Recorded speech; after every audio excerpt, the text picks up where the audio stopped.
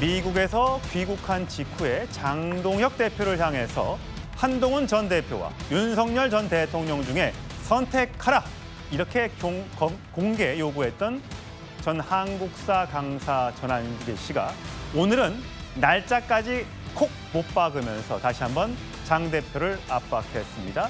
과거 발언부터 들어보시죠. 장동혁 대표가 당대표 되기까지 어떻게 되었는지 누구의 지지를 받았는지 스스로 돌아보길 바랍니다. 윤석열 대통령 절연하는 순간 저 역시 또는 많은 당원들이 장동혁 대표를 버릴 겁니다. 한동훈하고 같이 갈지 윤석열 대통령 같이 갈지 분명히 선을 꺼주기 바라고. 누구를 공천하시겠습니까? 1번 한동훈 전 대표, 2번 전한길 씨입니다. 하나, 둘, 셋.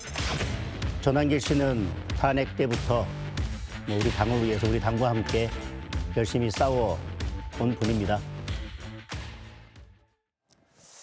김진욱 특보 요즘에 최후 통첩이 유행인가 봐요. 이따가 조국 대표 얘기도 하겠지만 최후 통첩을 했는데 자 국민의힘 대변인이 국민의힘은 계엄 옹호, 내란 세력, 부정선거 척결 하겠다고 하는데 윤 어게인 세력과 같이 갈 수 없다가 장동혁 대표의 공식 입장인지 3일 이내에 답변을 달라 이렇게 얘기했습니다. 장동혁 대표가 완전히 이제 샌드위치 신세가 된 게 아닌가, 중간에 꼈다 이렇게 보는데요.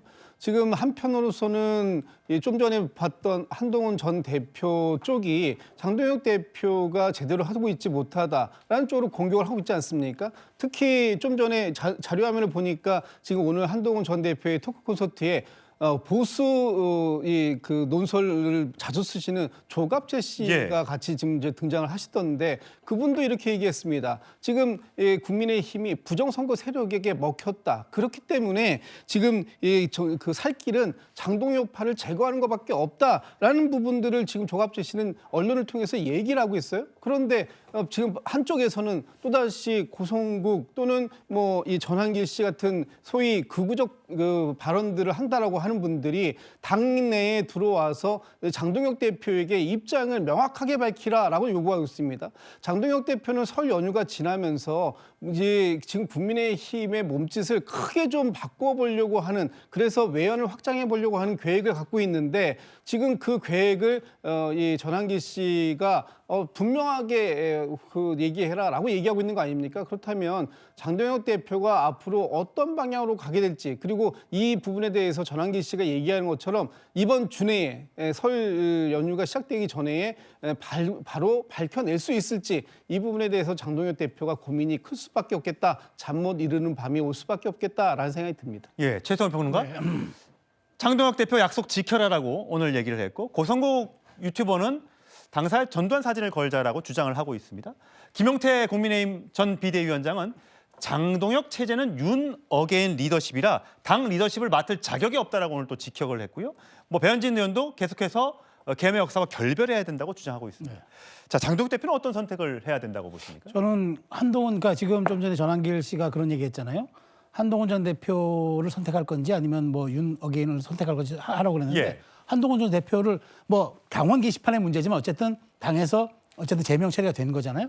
그럼 저는 이제 윤 어게인 세력과도 당연히 저는 절연해야 된다고 생각합니다. 더더군다나 2월 19일이면은 1심 선고가 나옵니다. 예. 여러 가지 추론과 그동안의 법의 맥락으로 봤을 때 흐름으로 봤을 때 굉장히 중형이 선고될 건 누구라도 예상할 수 있습니다. 자, 그러면 이 와중에 그 장동혁 대표가 선택할 수 있는 카드는 뭡니까? 결국 선거를 전국 단위 선거, 지방 선거를 4개월 앞둔 상황에서 그러면은 물에 빠졌는데 헤엄을 치지 않을 겁니까? 그냥 그대로 그 물에 가라앉을 겁니까? 저는 선택은 명확하다고 봅니다. 그리고 전한길 씨와 고성국 씨는 영향력은 있지만 일반 당원입니다. 예. 그들의 말에 굳이 다 답변할 건 없어요. 근데 당사의 전두환 사진 존영 논란이 있으니까 그분에 대한 성을 명확히 그어줬고 김영삼 전 대통령 존경한다고 다시 한번 확인해 줬습니다. 그렇다면 저는 이제 가야 할 길은 분명합니다. 물론 소장파들의 저 얘기는 저는 이렇게 생각합니다. 저 얘기는 장동혁 대표의 사퇴해라, 뭐 리더십에 뭐 타격을 주려는 것이 아니라 빨리 지방선거에서 그 승리할 수 있도록 당의 쇄신과 그런 어떤 중원 확장에 좀 박차를 가해라 그런 의미이기 때문에 예. 일반 당원 두 분과 지금 소장파들의 그 얘기들을 똑같은 차원에서 등치시킬 수는 없다고 저는 생각합니다. 예. 네. 정광재 전 대변인, 홍준표 전 대구시장이 요즘에 또 등판을 자주 하고 있습니다. 어제 이어 오늘도.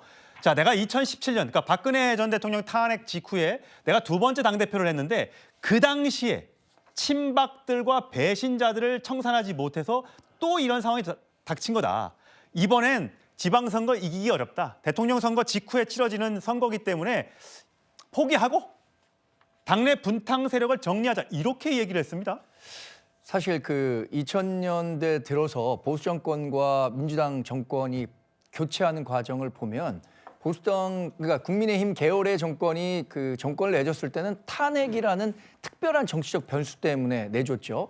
민주당은 아마도 집값 급등이라는 부동산 문제 때문에 두 번의 그 정권 교체가 있었을 겁니다.